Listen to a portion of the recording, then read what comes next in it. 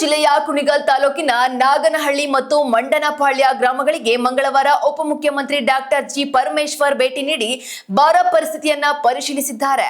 ಈ ವೇಳೆ ನೀರಿನ ಕೊರತೆಯಿಂದ ಒಣಗುತ್ತಿರುವ ಅಡಿಕೆ ತೋಟಗಳನ್ನು ಖುದ್ದು ವೀಕ್ಷಿಸಿದ ಅವರು ರೈತರಿಂದ ಬರ ಪರಿಹಾರ ಹಾಗೂ ಹೇಮಾವತಿ ಕೆನಾಲ್ ಮೂಲಕ ನೀರು ಹರಿಸುವಂತೆ ಬಂದ ಮನವಿಗಳನ್ನು ಸ್ವೀಕರಿಸಿದ್ದಾರೆ.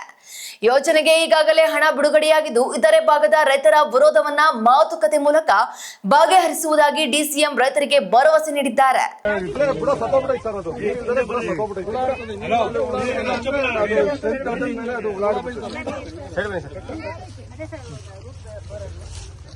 ನೋಡಿ ಅದು ಫ್ರಂಟ್ ಕಾಲ್ಕಂತಿದ್ದಂಗೆ ಹುಳಗಳು ಅದಕ್ಕೆ ಅಟ್ಯಾಕ್ ಮಾಡ್ತಾವೆ ಸರ್. ಅದಕ್ಕೆ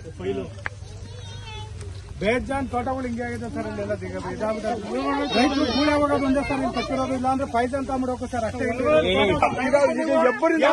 ನೀರು ಐತೆ, ನಮಗೆ ನೀರಿಲ್ಲ.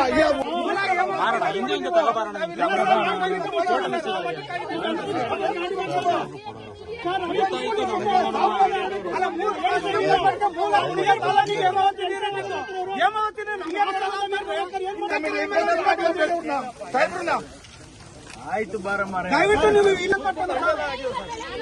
ನಿಮ್ಗೆ ಲಿಂಕನಲ್ಲಿ ಮಾಡ್ತೀವಿ ಅಂತ ನಾವೇನು ಕೇಳಿದಿಲ್ಲ.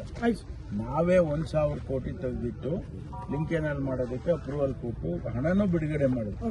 450 ಕೋಟಿ ರೂಪಾಯಿ ಹಣ ಬಿಡುಗಡೆ ಮಾಡಿದ್ವಿ.